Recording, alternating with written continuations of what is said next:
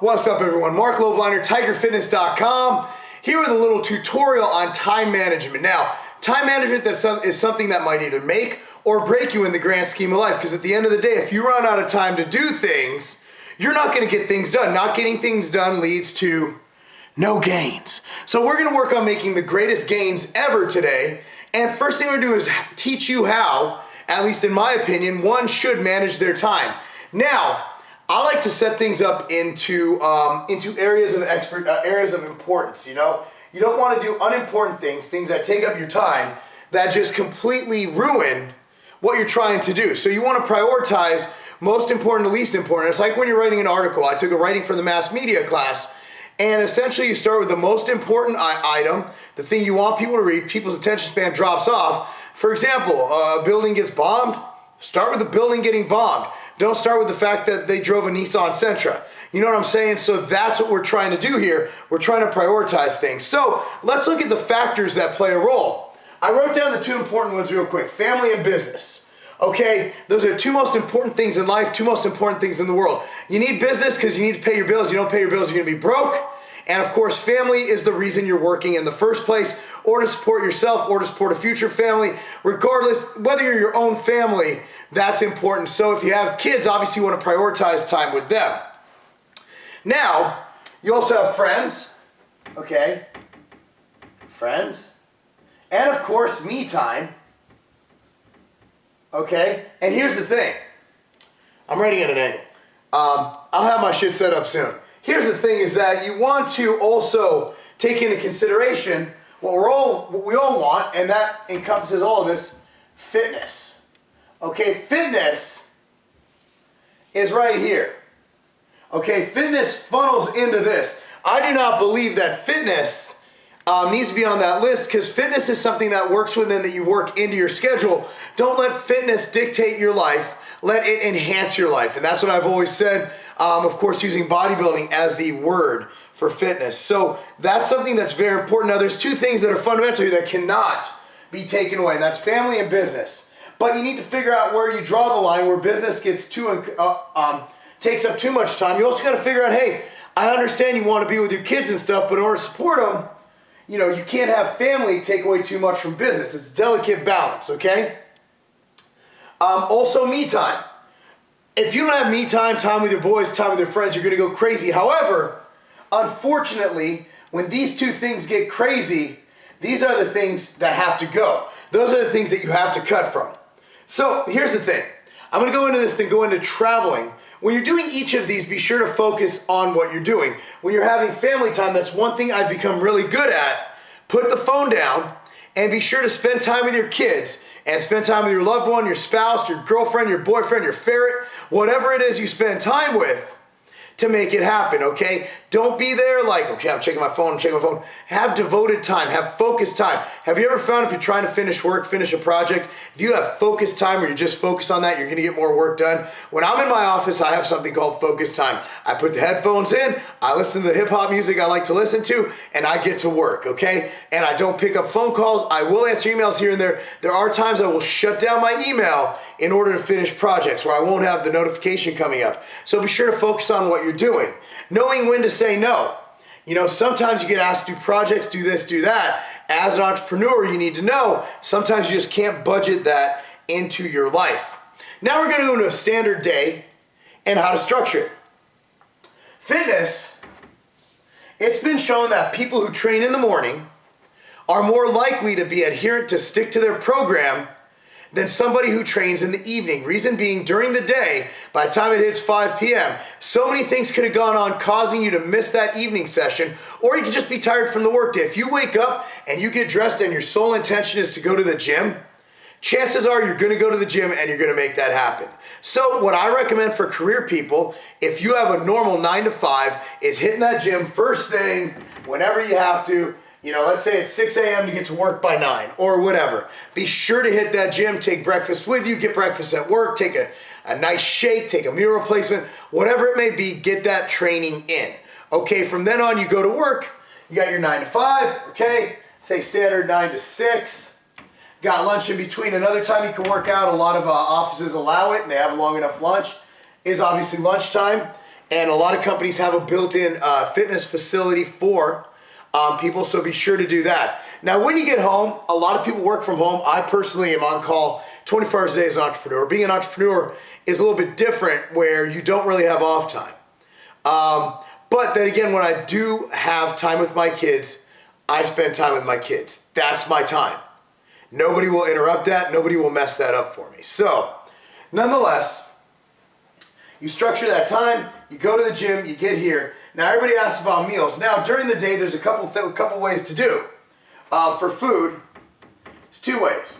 There's prep, and then there's the whole flexible dieting where you count as you go. For me, I always found prepping food, having it in Tupperware and having it pre-measured where I know my macronutrients is good to go. Some people prefer to go throughout the day and measure food as they eat it. For me, I always brought too much or too little food. When I have Tupperware in a container, I'm able to more likely measure that. So when I am prep, I am that bro with Tupperware usually. Or I bring MTS Whey with the allotted fat, either from peanut butter, nuts, whatever, and of course the allotted carbohydrate from either oatmeal, Ezekiel bread, or something like that. Some things have to go. So here's the thing, when you're traveling, you're at work. You know what I mean? I usually recommend foregoing a lot of the fun stuff to get work done, get back, get home. Now, structuring your diet is pretty easy because meal frequency doesn't matter. If your work has a lunch break for, let's say 2 hours a day, there's your lunch. Eat a meal one, maybe have a snack somewhere throughout the day, eat lunch, and then eat when you get home. That gives you a good 4 meals. A lot of people tend to think they don't have time to eat when meal frequency has been shown to be pretty irrelevant in the grand scheme of things. So that's not an issue whatsoever. So the way I structure my day essentially, since I have a different kind of lifestyle, is, let me erase this shit. Okay. Here's my standard day. Okay, here's how I've structured when I'm at home. When I'm traveling, all bets are off. I go with the flow. It's usually not my time, not my schedule. But what I do is I usually wake up around 4 a.m. and that's when I work, okay? I do a lot of international things, catch up on emails I missed from the day before, and that's also, sometimes I have time to write articles, opinion pieces, edit things, look over documents. There's a lot of paperwork I do, believe it or not. That's the time I do that. Okay, kids wake up at 7, eat with kids, okay? And then I also go back to work around, after I'm done eating, like 7:30. And then at 8:30, I go to the gym. Okay, so 8:30, I'm at the gym, getting it done. Usually get home around 10:30. And from then, I work. I shower, and I get to work. Then what I like to do, the kids come home, I'll say hi to them around 3 p.m., 3:30 p.m., I'll take Cammie to soccer sometimes, or Thomas to soccer around 5 or 6, get home at 8, get home at 7, eat dinner, go back to work, give the kids a bath, go back to work till around 10, watch TV for a half hour, try to get to bed by like 11 or so, and then that's how the day goes. So structure your day as best you can. As for fitness, if you're competing, shit's gonna get fucked up. If you have to do cardio, that throws another wedge in your whole plan. Okay, if you have to do cardio, see, I can fit it in post-workout, pre-workout, that's fine. But let's say that you have a 9 to 5. You're gonna have to either do cardio in the morning and train at night or have an extra long session. And let's say you're in either the depth of prep with a good coach or with a really bad coach who likes making you do 2-a-day cardio. You're gonna have to find time in that schedule to get an hour and a half a day. I also recommend setting time aside to further educate yourself. Always set aside between 20 and 40 minutes to enhance yourself, whether it be reading a good marketing book, whether it be reading a good psychology book, or whatever your chosen profession is, make it happen. 50 Shades of Grey does not count. I'm talking a self-enrichment, self-enhancement book. Now, I'm coming to you, if you guys are just chiming in on this channel, I'm coming to you as a guy who started 2 companies. One of them I sold, worked with Weeder Publications when they were acquired by American Media, left them, started a company with Sylvester Stallone called Instone as a founding partner within that company, and throughout that have been doing consulting and a lot of different gigs with that. Right now, I am CEO of MTS Nutrition and Ethitech Nutrition, Chief Marketing Officer of TigerFitness.com. I run my own coaching business, and I have a couple other things going on that I'm not privy to say because they're kind of behind the scenes. But let's just say my friends know what it is. And they're like, yeah, he ain't going to say that. But the bottom line is, what you got to do is prioritize, okay? What's going to be most important when you're thinking is, what do I need to spend time? I need to put food on this damn table, and I need to spend time with my family so they love me and they grow up as nurtured, caring people. And that's why you need to put those as your priority. Unfortunately, in the grand scheme of things, I don't have many friends. I have big homie Sean, I have Mike Rashid. Those are probably two of my close friends, Josh, Greg. But they know they're all entrepreneurs. All of those guys are business owners. I don't have any real friends that aren't business owners because they have the 9 to 5. They come home and from 6 o'clock on, they're chilling. They don't check their email at home. They're good.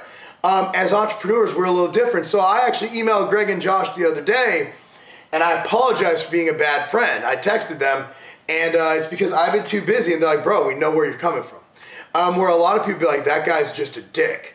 So unfortunately, in the grand scheme of life, if you want to be successful, you almost have to give up having a social life.